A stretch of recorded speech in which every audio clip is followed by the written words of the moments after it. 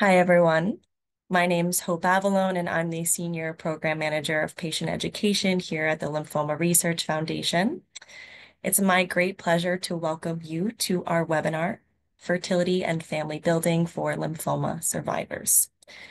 During today's webinar, you'll hear from 3 speakers, and you'll have an opportunity to ask questions. You can ask them at any time in the Q&A box, and we'll aim to address as many as we can at the end of the presentations. Any questions submitted in the Q&A box have the opportunity to be made anonymous. And as a reminder, this webinar is being recorded.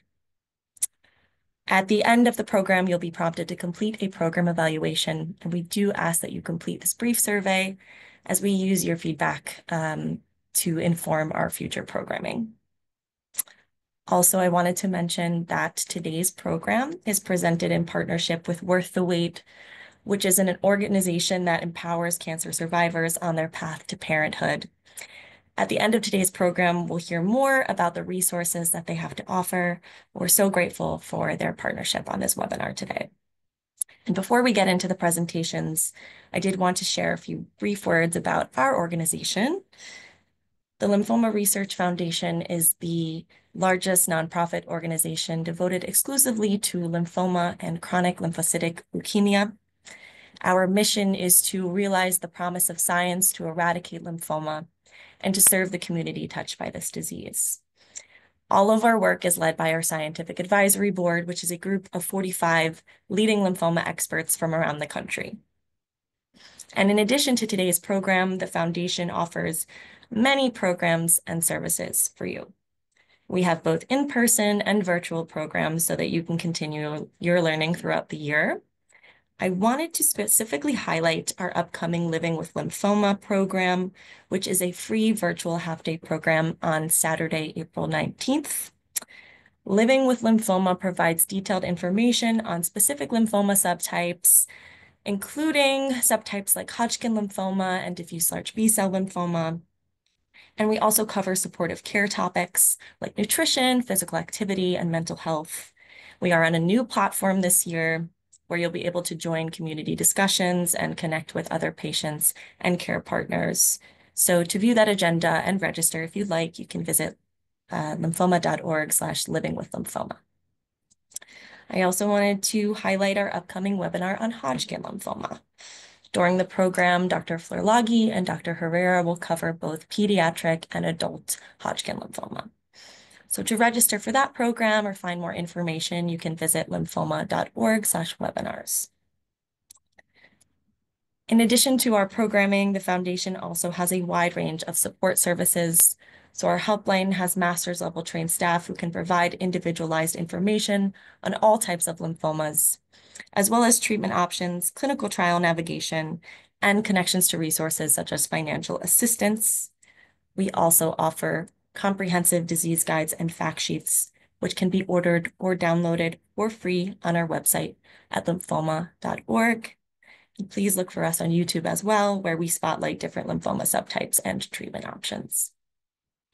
I'd like to take a brief moment to thank our program supporters. Thanks to their generosity, we're able to host programs like today's webinar. For now, we have a wonderful program planned for you today with 3 excellent speakers, Dr. Wendy Vitek from the University of Rochester, Nina Luker, a lymphoma survivor, and Megan Shearer from Worth the Wait. I'm honored to introduce our first speaker today, Dr. Wendy Vitek. Dr. Vitek is a reproductive endocrinologist at the University of Rochester, where she's also a professor in the Department of Obstetrics and Gynecology. As the director of the Strong Fertility Center's Fertility Preservation Program, she's expanding that program to provide fertility preservation options for individuals facing loss of fertility due to cancer treatments, such as chemotherapy and radiation. She's also the co-author of a textbook on oncofertility through the Oncofertility Consortium, which is just another addition to all the excellent work she's done in the field. Dr. Vitek, we're so thrilled to have you here on the program today, and I will now turn the talk over to you.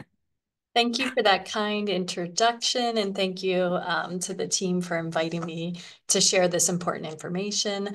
I'm going to share my screen.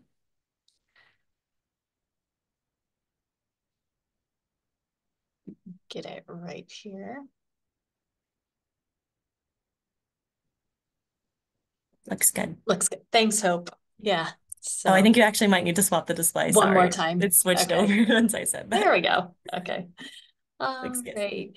Um, so for people facing cancer diagnoses, when surveyed, over 80% or the majority expressed some interest in exploring future fertility.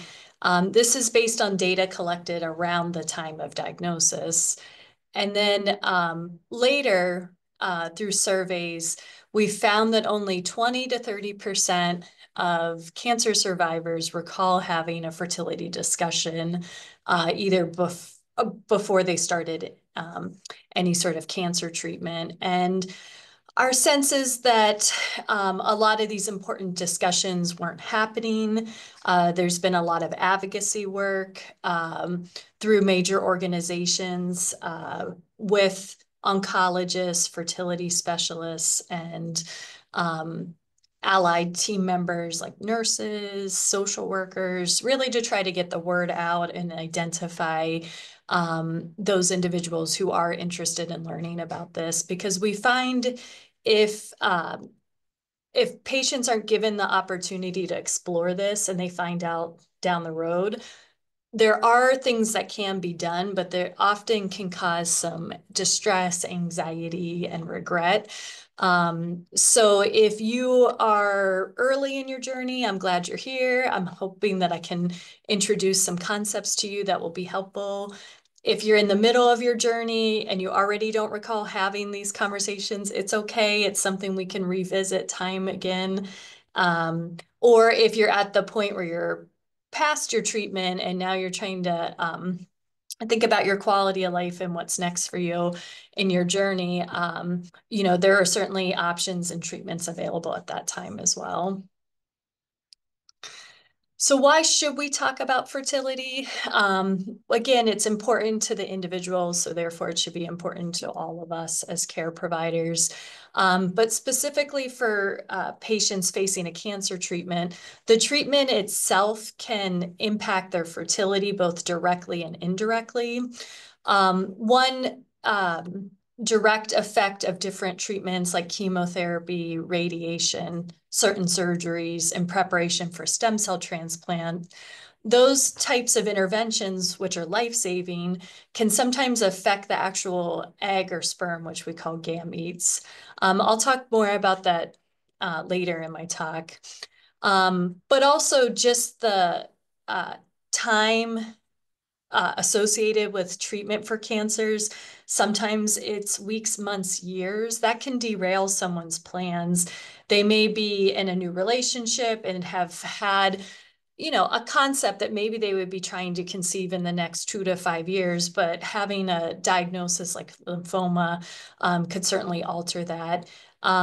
Aging affects our fertility as females, and that's something too. If someone's getting a diagnosis when they're already in their late 30s or 40s, which I think most of the lymphoma patients I see are younger, but not to overly generalize. But if we're already sort of nearing the end of our fertility window, having a delay at that time could really alter our fertility options. So for the first part of the talk, I'm going to focus on what options are available to you before you start different treatments. I will say that this can be an incredibly overwhelming and stressful time. There's a lot of information coming at you quickly. There is a lot of steps that you may have to be undertaking in terms of medical interventions, procedures. So this may be something that takes a back burner when you focus on your immediate concern, which is treating your blood cancer. So for some, it's not the right time, but for others, it's such a top priority that they would want to take a little pause or delay the start of their treatment enough that they could potentially take a proactive step like either banking sperm or eggs or embryos or tissues. But again, there's a number of reasons why that's not the ideal window, not to mention the financial pressures of the diagnosis and potentially some aspects of the fertility preservation options. But just know that if you're in the midst of treatment or after treatment, there's other times when you may have more bandwidth to focus on this important aspect of your health and quality of life. So where there's a will, there's a way. There's always an opportunity. So I just want to stress that I don't want anyone to feel like they missed their chance if they don't recall having the discussion, or they weren't able to afford to bank, or they weren't able to carve out that time because they were critically ill and needed to start a treatment immediately. So my objectives for this talk are to talk about how lymphoma treatments can affect fertility, what fertility preservations options are currently out there and recommended. I'm going to spend just a moment talking about how you could check your fertility after treatment. The best test of fertility is to try to conceive or get pregnant, but some people aren't in a relationship or at a point where they're ready to commit to the pregnancy and childbearing. So there are some surrogate markers we can check for both people with ovaries and people with testis to figure out if they're still making eggs and sperm. One part I love about my field is we are quite creative. Again, when there's a will, there's a way. So if someone is without one of the key pieces of the fertility puzzle, be it egg, sperm, embryos, or a uterus, we can use creative problem solving through what we call third-party reproduction. That means there's someone else who's contributing to the creation of the pregnancy. These are some of my, most like thrilling journeys to be a part of, because it sometimes truly does take a village, but it's ultimately worth it in the end. And then another aspect is a lot of the language I may be using is like heteronormative about eggs and sperm and embryos, assuming certain relationship structures, but we certainly see both infertility and the cancer survivors that we treat, that there is a diversity of gender expression and family building options, and I'll hit on that briefly at the end. So many of you may be learning or have received certain types of treatment, including chemotherapy, radiation, and stem cell transplants. These abbreviations, I'm sure you get a crash course in them as you're learning with your oncologist and the team what each of these initials stands for, but generally it's a type of chemotherapy, and it's the combination or the synergy between the different chemotherapies that is highly effective at treating blood cancers. So we're fortunate that we're in an era where our oncologist colleagues have really optimized their protocols. They know how to treat you. And I will say over decades, they figured out how to minimize the doses to try to reduce toxicity, both immediate side effects, but also late side effects, like things related to the egg and the sperm. Regimens that have one particular type of chemotherapy called cyclophosphamide may be slightly higher risk for causing a reduction in eggs or sperm, but it is hard to say who and how much equals infertility. There are calculators you may be able to find on the internet, but honestly, it matters more about your age and your fertility potential when you're exposed. I've had some patients exposed to highly ovarian toxic chemotherapies that have been able to retain their ovarian function and have pregnancies. Whereas a calculator may have predicted that would be a highly unlikely outcome for them. So radiation, if it's near the pelvis where our ovaries, or the scrotal area where the testes are, or the brain, there's an area in the brain called the pituitary, and that endocrine organ directs our egg and sperm function. So there's certain areas of the body where if there is radiation, though your oncologist would have taken care to like shield or try to avoid radiating important tissues like your ovaries or testis. The conditioning treatment for stem cell transplants, that can lead to both, well, combinations of chemo and radiation to prepare the bone marrow for the transplant. That can also affect our eggs and sperm. You may be wondering, what are these images she's popped up there? This is a pictorial of the ovary. The ovary is made of connective tissue or sort of rubbery tissue, and on the inside, the interior part, it has nerves and blood vessels. It also has the unit called the follicle, and the follicle is an egg plus the support cells that make reproductive hormones like estrogen and progesterone. This is a pictorial of a part of the testicle or testis where these cells are the progenitor cell to the sperm. They're sort of in this eloquent design where it's a tubule and the sperm mature sort of outside to inside, and then they get deposited into the tube. And then those sperm are eventually ejaculated. So in ovaries, chemo and well, more chemo than radiation, but it can affect the rapidly growing support cells. And if they're impacted, it can affect that egg.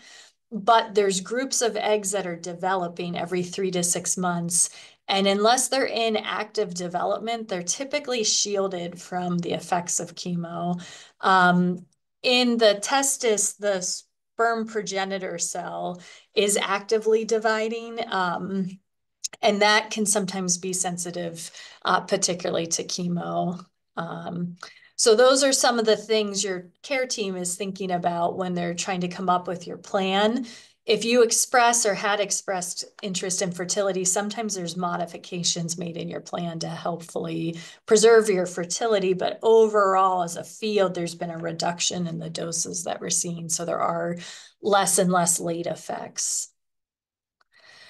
So if someone has been flagged as being very interested in having a future biologically related child, and their care team thinks that the type of treatment they're getting is going to put them in that high risk category for having infertility, and this person has ovaries, we would talk to them about preserving either eggs, embryos, or ovarian tissue. And the process to preserve eggs and embryos are very similar. It involves taking injectable fertility medications nightly for about 10 nights. This is an ultrasound of the ovary, and the little black circles are the follicles. That's the unit that has the support cell and the egg in it. We can see it by ultrasound because fluid is black by ultrasound and the follicle has fluid around the egg. We can't actually see the egg in the follicle because it's microscopic, but we can see the structure of the follicle in the fluid. These are pituitary-like hormones that direct the menstrual cycle. When we flood your system with higher levels of the hormones, follicle stimulating hormone or FSH, we can typically get multiple follicles to grow at the same time. Naturally, without any fertility medications, the body would pick one of these follicles to grow using this hormone FSH.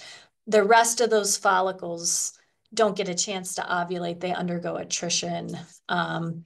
So when we're stimulating, we're trying to stimulate about 20 eggs if possible.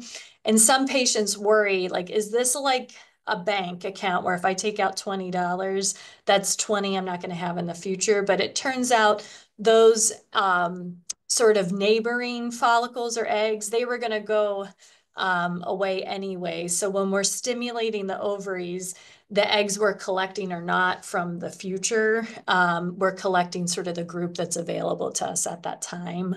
To monitor the development of the egg during that 10-day window of the injections, we're having the patient do ultrasound and blood work. And then finally, when certain metrics are met, we have confidence that the eggs are ready to be retrieved and frozen. We sedate the patient. They're quite comfortable. It takes about 10 to 15 minutes to retrieve the eggs. It's a procedure. It's done through the vagina with an ultrasound and a needle. It doesn't require any abdominal incision, so it's a quick recovery and it's incredibly safe. So we're fortunate.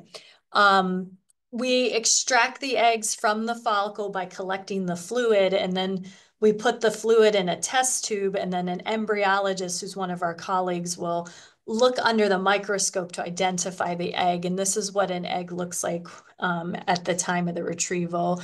These eggs are then frozen. They're stored in a special type of tank that basically suspends the egg in time. So the egg doesn't age in the freezer. If you bank when you're 20 and you use your egg when you're 30, it's like you're using your 20-year-old egg, even though you're now 30 when you're thawing and fertilizing your eggs. Some who are in committed relationships may choose to take this step one step farther. They may choose to fertilize the egg. There is a needle entering the fluid in the egg, and it has this little dot here is the sperm. The sperm is the smallest cell in the body, and the egg is the largest. So the embryologist deposits the head of the sperm into the egg, and that starts the fertilization event. And then over the course of the week that follows, the embryo develops in the test tube or dish, and it looks like this when it's ready to be frozen or implanted. So this is a future baby. These are the cells that will become the pregnancy, and these are the cells that will become the placenta. So we typically freeze at either the egg stage or the embryo stage. A different procedure that's doesn't require the 2 weeks of stimulation and the procedure to retrieve the eggs is something called ovarian tissue cryopreservation. And this involves a laparoscopy. That is an abdominal incision. It's about the size of my fingertip, and it's in the belly button and sometimes two in the lower abdomen. If someone's ill and doesn't have time to bank, which could take 10 to 12 days, and they're getting a port placed, sometimes we'll offer to do the surgery to remove part or all of one ovary. This is what the ovary looks like in the body, and this is part of it. The white is that connective tissue part, and the red is sort of where the follicles are. So after it's removed from the body, an embryologist would slice it into small slices of tissue, and then they're frozen again in a special container or tank until at a future time the tissue can be thawed and put back in the body. This tissue will become hormonally active and make the reproductive hormones like estrogen and progesterone. And some have gone on to have spontaneous pregnancies, meaning their transplanted tissue created hormones and eggs. They were able to conceive. So that's an exciting option that's available for the very young people that haven't gone through puberty, or for those that don't have time to bank eggs or embryos.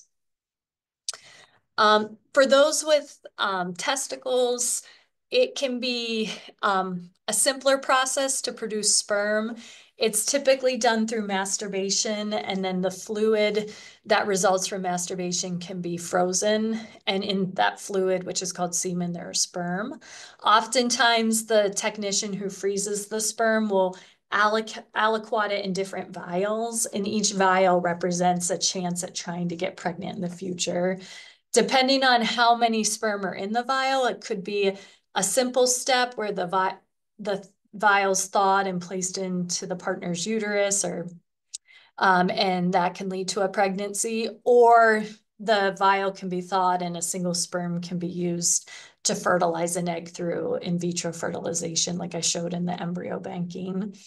If someone's unable to collect because of like stress or illness, there is a procedure a urologist can do where with some numbing medicine, they extract sperm directly from the testicle and freeze it. Sometimes they take those tubules that the sperm get deposited in, they make an incision in the testicle to access those, and then they pull them out and freeze not only the individual sperm as a group, but the tubules. There's hope that in the future that we'll be able to do a similar process like I described in the ovary, where we take the tissue out, we freeze it, and then transplant it back to the patient for future fertility. We're hopeful that a similar approach could happen in young prepubertal boys, but that hasn't been successful yet. But there's some promising research in non-human primates. So those are some options that can be done either before treatments, or if you're post-treatment, you're in recovery and you're still thinking about your fertility, but you're maybe not ready to be pregnant at that time. That's a time to revisit, like, should you bank eggs, embryos, or sperm or tissue, depending on if you need further treatments down the road. If you're wondering, like, do I even need to bank these tissues? Do I still have functioning eggs and sperm? For females, if they have return of their menstrual cycle, that's a good sign that your ovary is making hormones, but it may not tell you the full story about your fertility. It could be best to also get some blood work and a special ultrasound similar to the one I showed you on the egg freezing, where we count the follicles and we look at some hormone markers that estimate follicles. For those with testis, we asked to complete a semen analysis. If someone banked sperm and they're 18 months, 2 years post-treatment, they could do another semen analysis. And if things look good, we talk about whether or not they want to discard what they banked. They may not need it. It can be best to give our bodies time to recover. Our egg and sperm cycle are somewhere around 3 to 6 months, and it may take about 18 to 24 months to see like the full recovery of our egg and sperm production. So we can see low fertility markers in the year post-treatment, but if we wait patiently for 18 months to 24 months, we often see that things improve.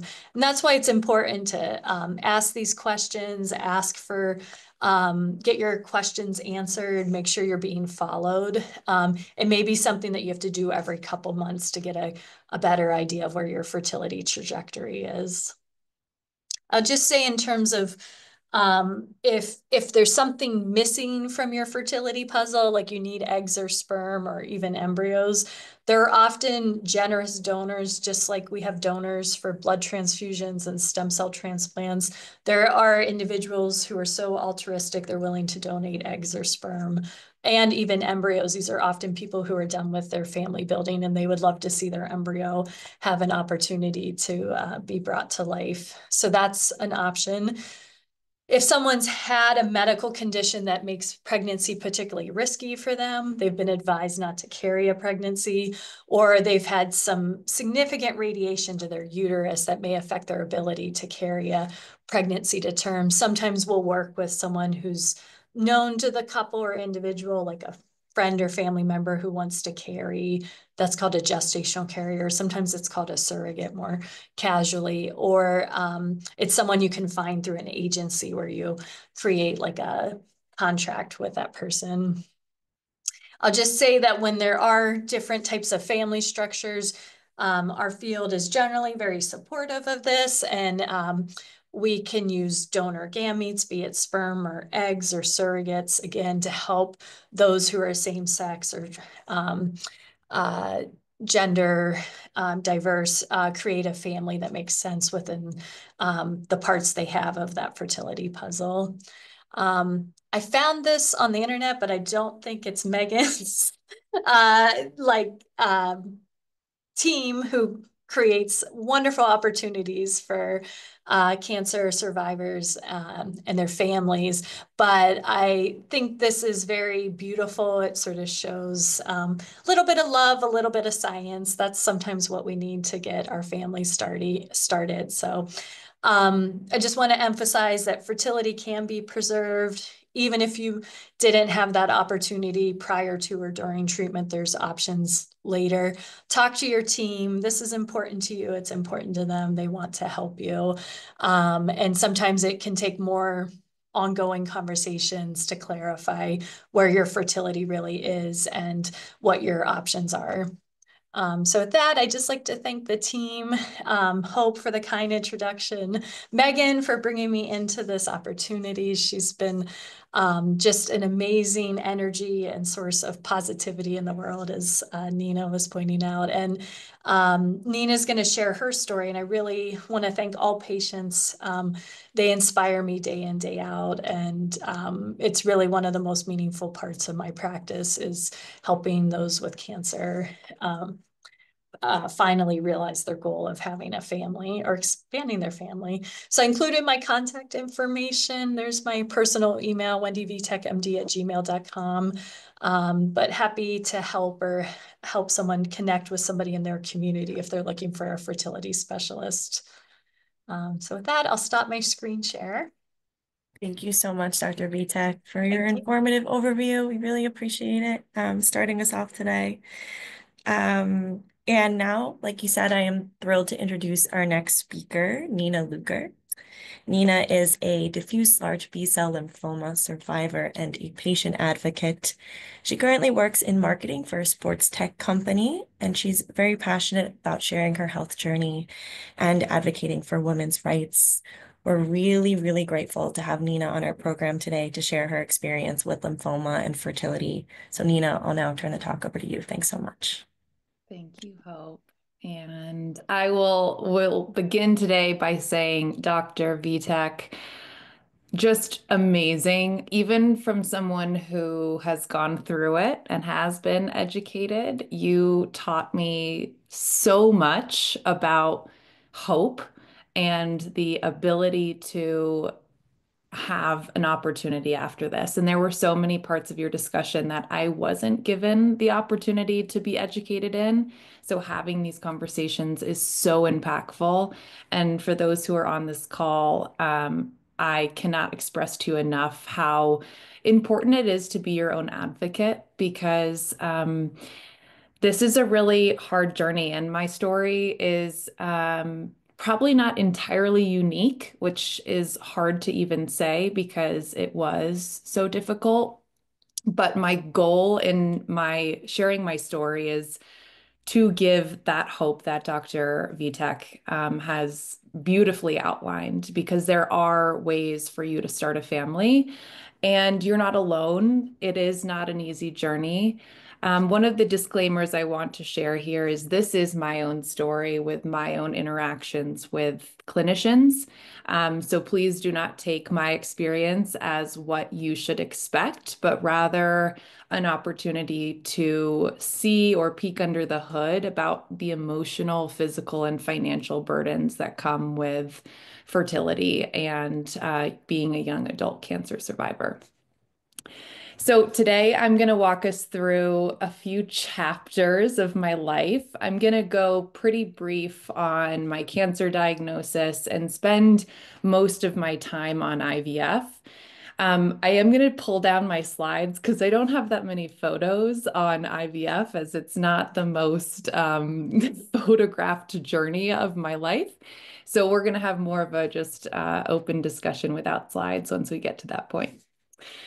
So I am 29 years old, but on March 10th, 2020, at the age of 24, it was just so happened to be when COVID became a pandemic, that exact day.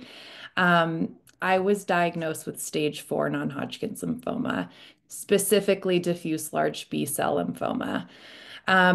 To backtrack before that specific day, I was having symptoms like body aches, night sweats, I was losing weight, and I went into the ER completely unknowingly that I would be diagnosed just a couple days later with stage 4 non-Hodgkin's lymphoma. This time in my life was, as any 24-year-old living in New York City, was a complete shock. I was a D1 athlete. I was on the rowing team at the University of North Carolina.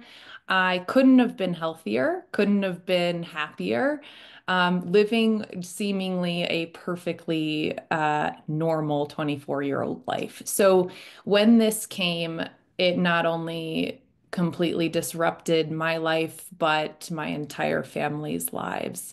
And it was also a heightened time of insecurity as it related to COVID. Now, if I had gotten COVID during my pre-diagnosis, I likely would not be here today. COVID was more of a concern in some respects than the cancer itself. And that does sound like I'm underplaying how scary or life-threatening cancer is, but it was the reality of my treatment. I was not able to have family, friends, or anyone in my circle be in chemo infusion rooms with me. And one of the biggest elements of this is I could not have family members in the doctor discussions when I was getting diagnosed. This was incredibly limiting at 24 because I had no idea what questions to ask, and I could not be my own advocate. So I would leave New York City. I would move back home to be with the care of my parents in Pennsylvania, and I'd get treated at Penn Medicine. On that day that I got diagnosed with stage 4, I also had the opportunity to meet with an endocrinologist. This was something set up for me. I did not have to ask for this, which was a wonderful experience. But the reality of blood cancer patients is I didn't have the timeline to go through any kind of preservation. So from the time that I got my PET scan to the time I had chemo was only 3 days. That does not give any amount of time to really go through an insurance plan of fertility. Um, I was put on Lupron for the entirety of my 6 chemo infusions. And that was not really educated to me why. What I know now is that Lupron puts you into a temporary state of menopause that hopefully and um, is positioned to not take away as much of your egg reserve. So there are many things that again, I was told about, but if you can recall, or if you know of someone who has been in this position, getting this flood of information when you are getting diagnosed is not a viable time to be getting information. Your brain is not turned on to thoughtfully digest what's happening and take decisions or make decisions that can hopefully impact your future. So, in this discussion with my endocrinologist, they told me with lots of confidence that I would have no issue with family building. They had seen many women around my same age having families naturally after chemo. This was absolutely hope and confidence I needed, but that is a relatively misleading thing to say to someone at my age. And all I remember from that conversation was I shouldn't worry. I don't need to be proactive or get this checked. And that will come down in later part of my story here. So um, I would go through my fertility discussion. I would start chemo. Here are some photos of first day, last day, and then 6 months later, figuring out I was cancer free. And I mean, as anyone who is a survivor, that is one of the best days, but it is also the start of survivorship.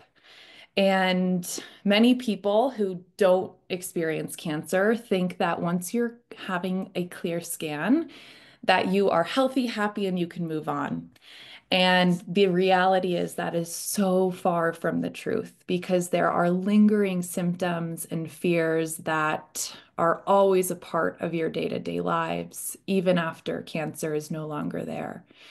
And so I finished my cancer journey in 2020. In 2020, it was 6 months long. And then in 2022, so 2 years later, I was running the New York City Marathon. And a couple days after I ran that marathon, I had a random thought in my head. And I asked myself, you know what? I wonder where my fertility is. It's been 2 years since I had chemo.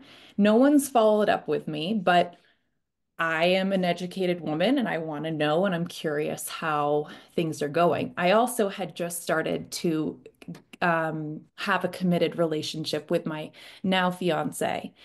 And so I made the decision to go to a clinic in Colorado, which is where I live. And I asked for them to just take a baseline reading of my hormones. And something that Dr. Vitek had shared is I got my FSH and my AMH levels as well as an ultrasound.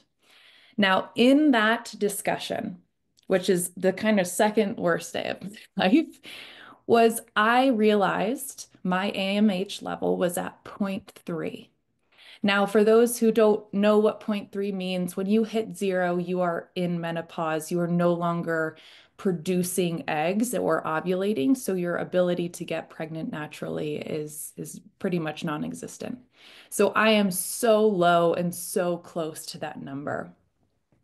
I was 26 at the time, and I was told that that wasn't going to happen. If you recall, my endocrinologist, my oncologist was like, "You're going to be great. We have so much confidence." So it was as if someone took my quality of life and just bopped it on the head and said, "No, that's not true."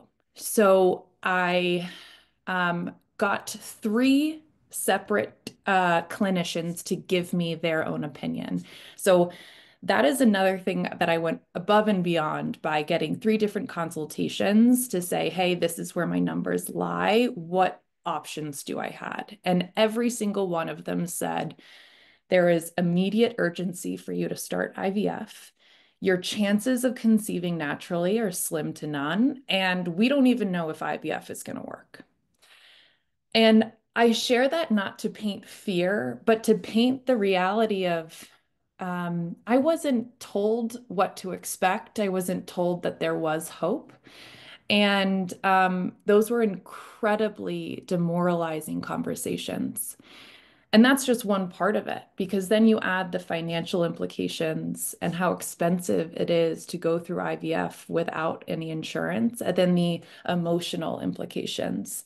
And this is when I started to reach out for grants. And I feel so incredibly blessed to have been connected to Megan with Worth the Wait, because she and Worth the Wait were the only grant out of 25 that I applied for that heard me in the time I needed it, given my situation, to provide me a grant almost immediately. That doesn't happen. They usually have a timeline that grants work off of, and a lot of them say that they won't give money because I already had completed treatment. So I just am incredibly fortunate to be here today, having Megan on my team, and I know the 150 plus recipients who feel the same. So I can't wait to have Megan chime in here in a little. So I got a grant and I underwent 3 rounds of IVF. I think Dr. Vitek had really beautifully outlined the amount of time and science behind it, but the emotional impact of those 14 days of getting 9 shots a day, give or take, daily ultrasounds and blood work as a cancer patient could not be more triggering. It is as if you're going through chemo in some ways again. And I really struggled with the process and the lack of support from the community that I was with. And I feel incredibly privileged to share today that after these 3 rounds of IVF, I have 3 embryos. Now, I chose to do embryos with my then boyfriend, which, if you guys have questions about, I'm an open book. Like, it was definitely a hard conversation to talk to a man I had been dating for a year and a half and said, hey, do you want to potentially make future babies with me? I wouldn't necessarily recommend that.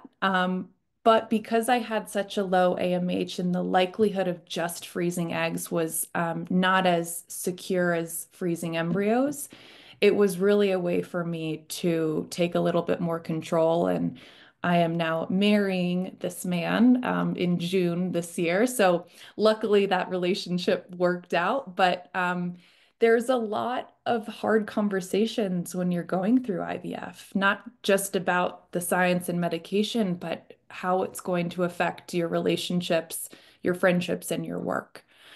Um, so I have these three embryos, and now we're going to take a pause. I'm going to stop screen sharing because I don't have much more of pictures. But where we are today, so I wrapped up IVF in 2024, 2023, 2023, 2024. And present day, I yet again advocated for myself to get checked where my hormones and my fertility is today. Now, if you recall, AMH levels are usually do not change. They lower over time because you have a certain amount of ovarian reserve when you're born. So no one told me that that number could potentially change. But what I learned this January is my AMH went from zero point 0.3 2 years ago to 1.3. Now, that is a massive sigh of relief, but it was also an incredibly frustrating discussion because no one had told me that this could potentially change for the better. And I would have done things a bit differently if I had known that to be the case. I might have not had the urgency that I had. I might have not put so much pressure on myself to go through 3 rounds, then there and all in a row. And what I want to leave this group with is the more questions that you ask related to cancer or working with a specific provider who has worked with cancer patients is going to be the best course of treatment because I wasn't given the full scope of what to expect. And it ended up being a lot harder of a journey than it really likely needed to be. And there are so many opportunities for you to family build, but um, asking the right questions really do make the journey so much easier. So that is a quick run through of my story, and I'll turn it back to you, Hope.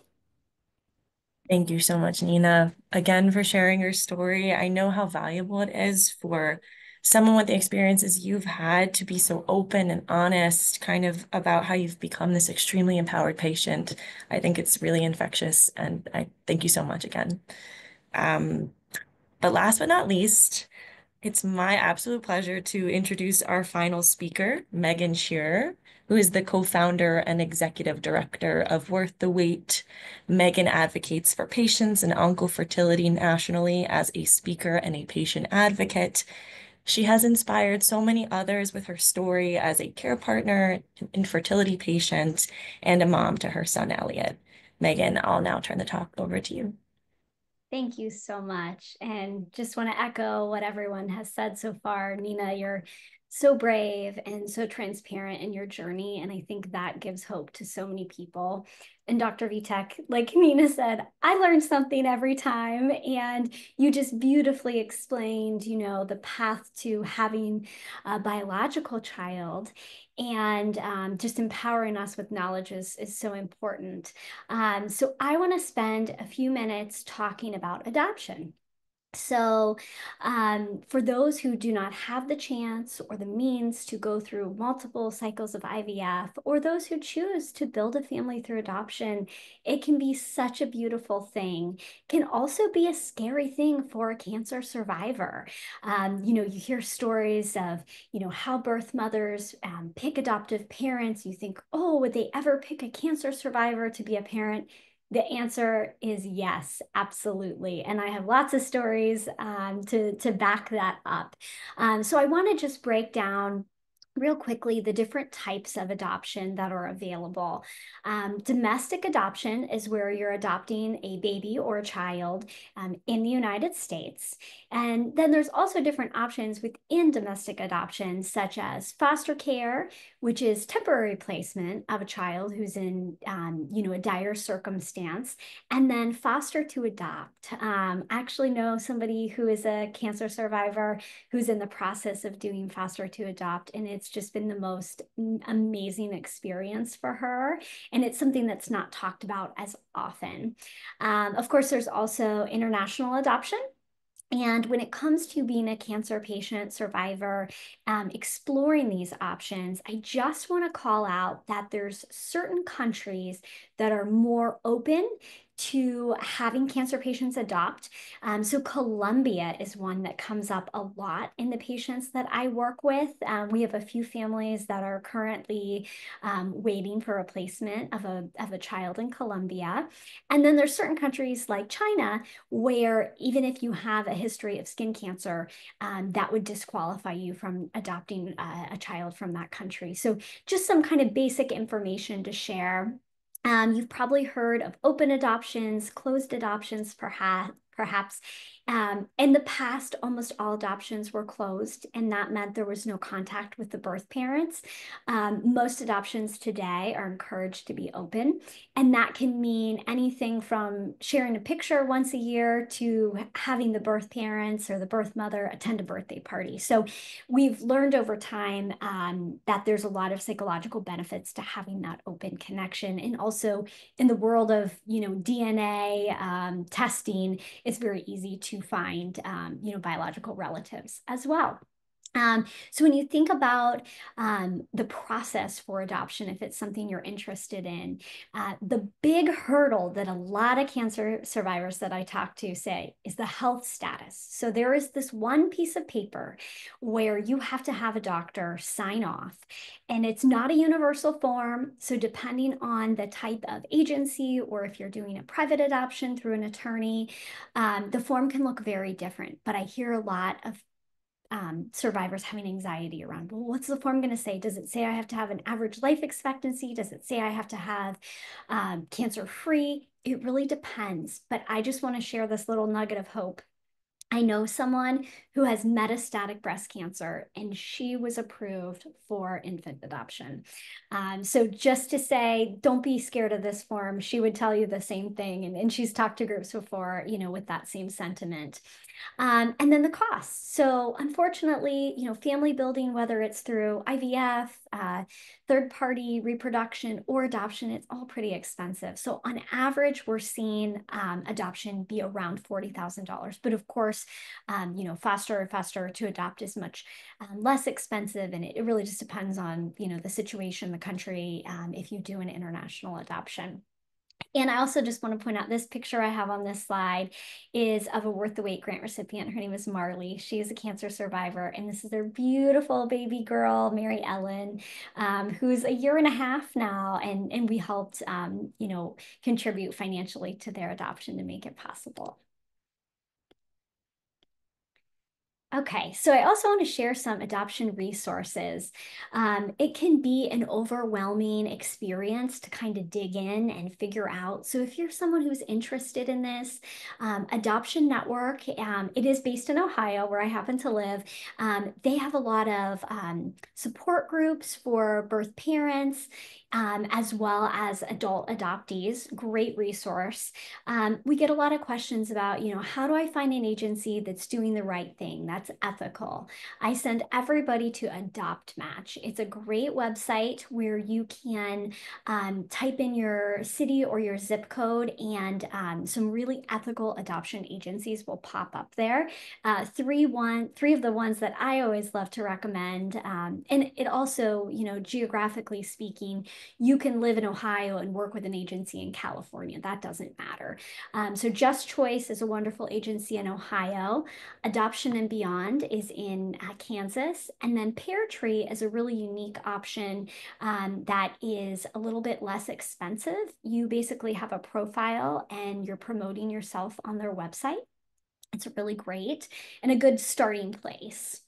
Now, I would love to talk about Worth the Wait as a resource. So, my husband Mike and I started Worth the Wait in 2021 because he's a testicular cancer survivor. And we had a really difficult journey to having our little boy. And we really wanted to inspire others to, have the resources and just keep that hope alive. So, we offer emergency preservation grants.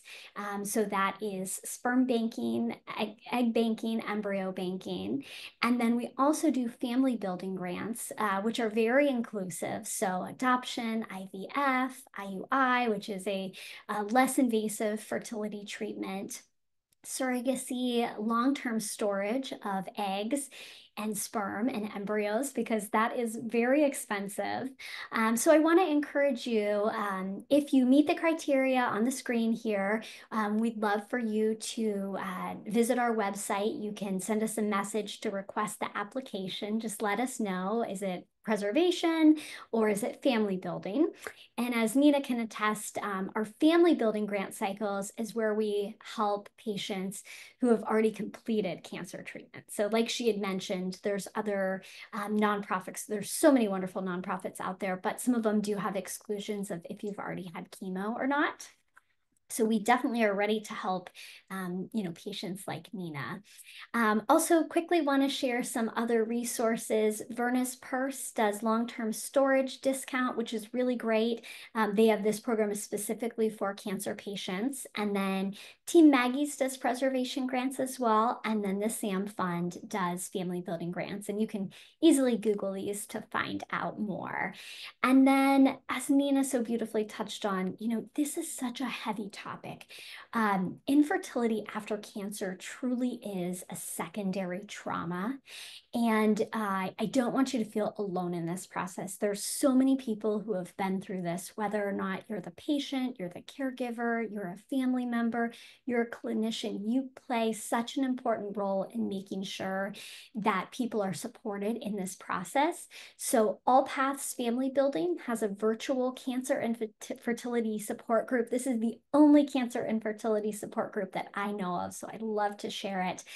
Resolve is a national nonprofit, and they have support groups in general for infertility, not cancer specific. And then for any veterans or military service members, the Building Military Families Network also has support groups, and they do serve quite a few cancer patients as well. So I will leave it at that. I know we have a few more minutes for questions.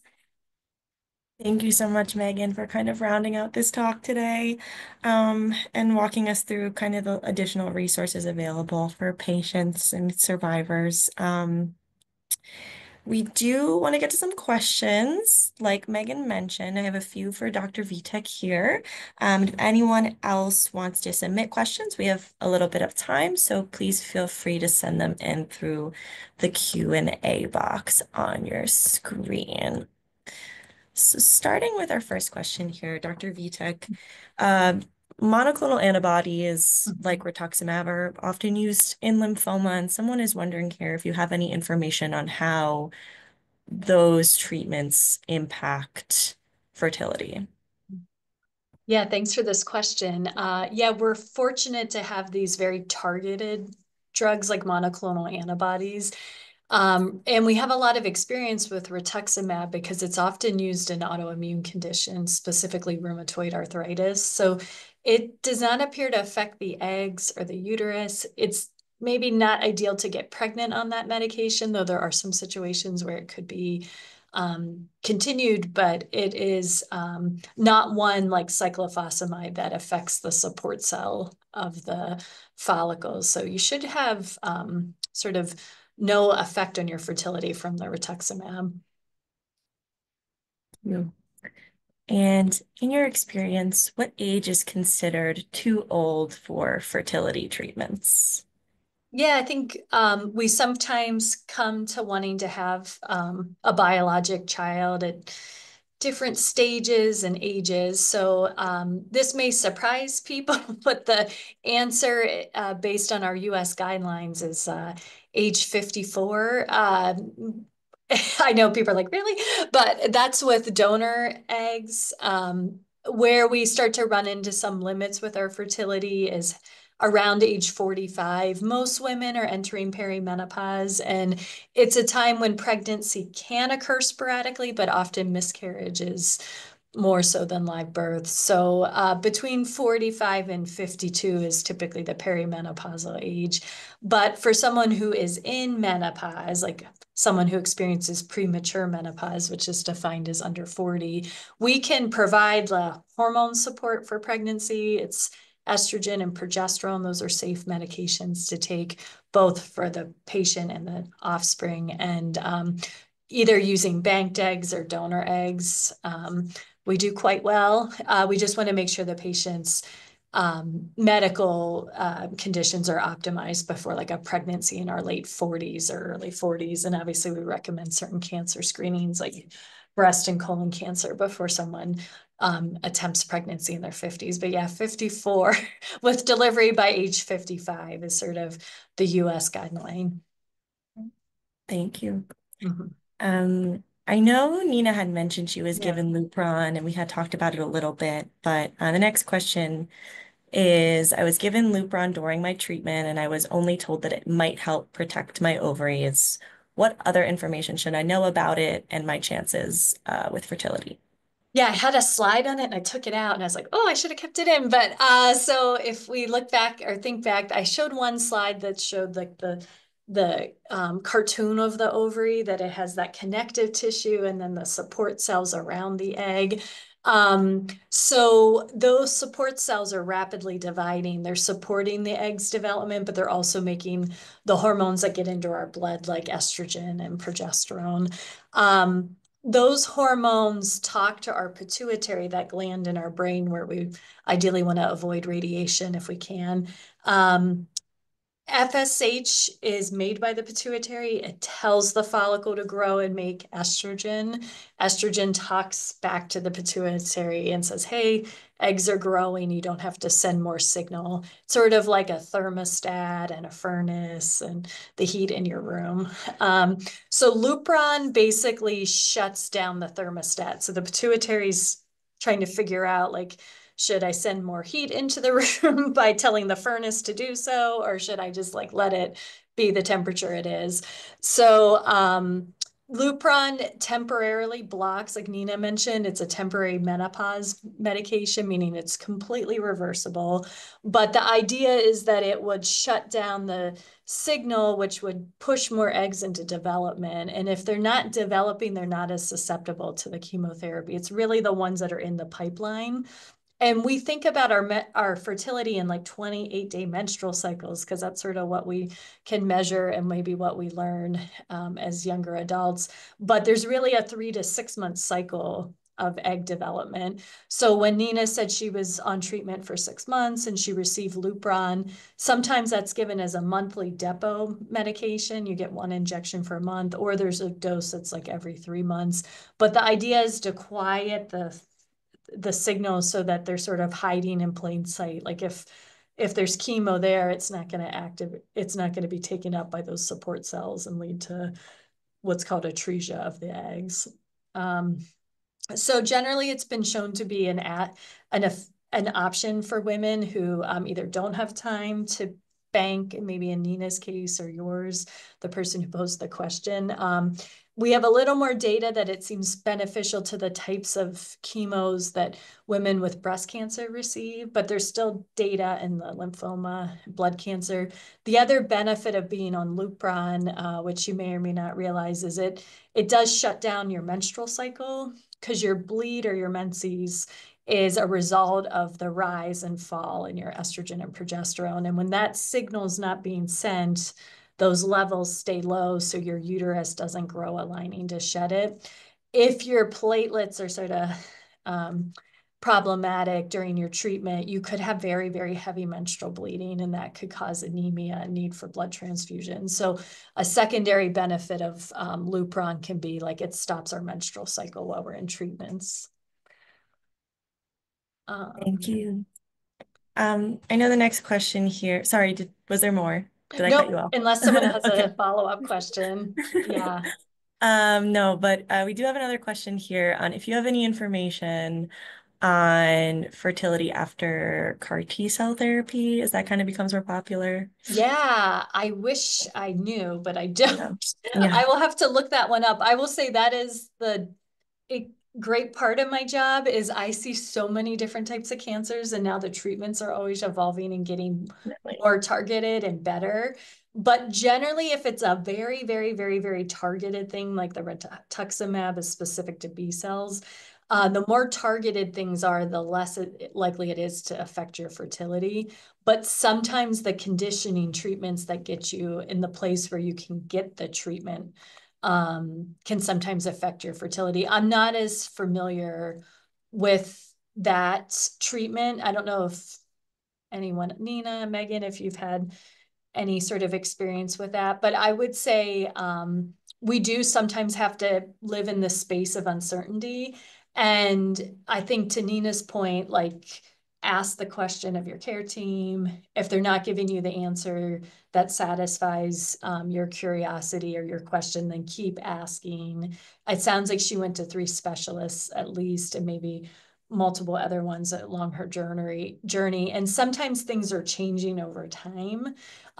So initially, sometimes with these immunotherapies, we are like, oh no, we don't know what to say or do. So we err on the side of like, let's be cautious and bank, or at least follow and bank. But I don't know specifically about the CAR T, but I will look it up. And if you want to No, send thank you. me an email, my email is wendyvtechmd@gmail.com, and I will look it up and get back to you. No, thank you, Dr. Vitek, for speaking to that kind of more generally. And that's a question you can always kind of bring to any of our programs and see if any of the lymphoma specialists we work with have any insight. I mean, not all of them are always so well versed in oncofertility, but a lot of them are. We work with a lot of experts. So bringing that question to any of our other programs or bringing it to our helpline so they can help you find someone who might know the answer Right. or would be excellent. Mhm. Um, Next question here is there any idea of the cost for an embryo transfer? Yeah, it can vary, but I would say $2,000 to $5,000 for the embryo thaw and transfer. There could be some additional costs for any medications or ultrasound and blood work that lead up to the window where you're ready for the transfer. But I would ballpark about $2,000 to $5,000. It varies in the United States. In Rochester, we're pretty inexpensive, like 2,500. Nina's in Colorado. I would imagine it's probably closer to 5,000 there, but maybe she could speak to that if she's starting to plan or save for that. Safe, but I actually didn't know that cost. Yeah, it's about five, I would say Yeah. 5,000. Yeah. So quite expensive. And that's where like Megan's amazing work can like really bridge a gap. And sometimes insurers, I've had some patients who were very creative in the types of employment they took just so they could get coverage. Like even Starbucks offers some pretty generous fertility treatment coverage. So there are national employers that do have fertility policies, even if your state you're in doesn't have a mandate, or if you have a mandate in your state, it's not always inclusive of all types of employers or insurances. But it's getting better each year. There's more states that come into coverage. And we got one more question here. Two treatment regimens for lymphoma, R-CHOP and RICE. And they're wondering how those regimens might affect fertility. Yeah, more familiar with R-CHOP than rice. Someone may help me have to decode what the rice is, but normally, if there's some cyclophosphamide in it, it could be a contributor to infertility. But to Nina's point, sometimes you see someone young in her 20s, and she's maybe, did you get ABVD or what did you get, Nina? I got R-CHOP.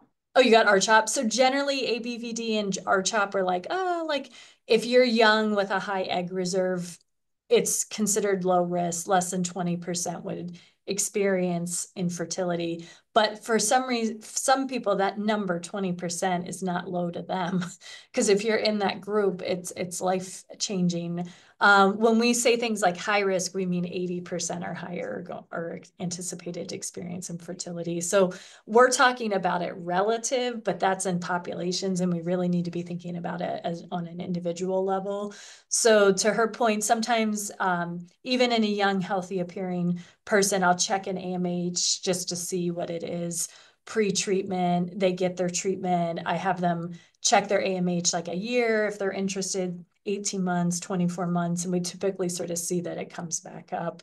That can be reassuring to them. And then sometimes their period will come back too, which is a good sign, but it doesn't always equal fertility because you can have your period without consistent ovulations. So yeah, it looks like there's a question about adoption. Yeah, Oh, oh, I sorry, was go ahead. wondering, no, it's okay. Megan, do you have any input on the question here that says that I've heard that it's harder to adopt if you are a cancer patient who has a cancer that's incurable? This person cites follicular lymphoma for an example. Do you know if that's true? I think it all depends on Yeah. who you're working with. I would Mhm. encourage you, if this is what your diagnosis and treatment plan looks like, start talking to different adoption agencies. I'm happy to make an introduction if you want to send me a message through our website. I don't think I would hesitate starting the process and exploring it. Like I said, my friend with metastatic breast cancer was able to adopt. So like Dr. Vitek said, where there's a will, there's a way. Mhm. Mhm. Megan.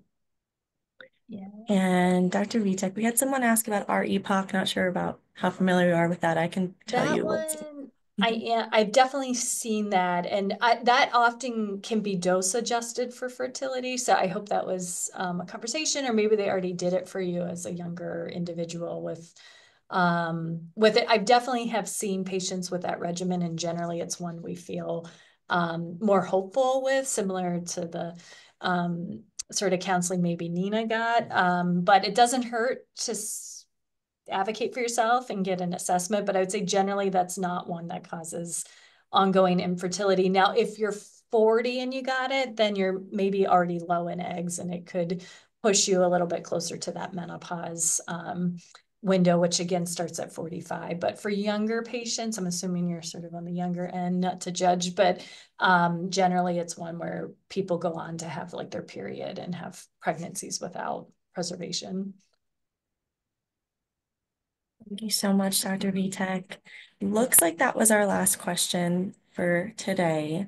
Before we wrap up, I of course want to thank our speakers again, and I want to thank everyone for joining today and for asking some great questions.